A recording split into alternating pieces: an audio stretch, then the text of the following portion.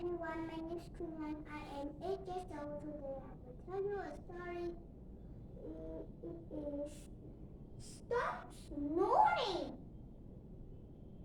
written by Rose Bullock, illustrated by Chris Backward. Grandpa snored really loudly. Billy and Blake will wake him up. They at Grandpa's shoulder. Grandpa keeps on snoring. They squeeze Grandpa's nose. Grandpa keeps on snoring. They tickle Grandpa's feet.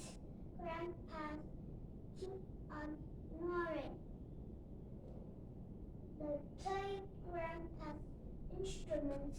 Grandpa keeps on snoring.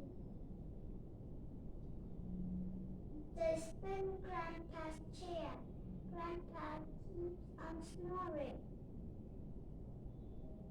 They dance to Grandpa's music.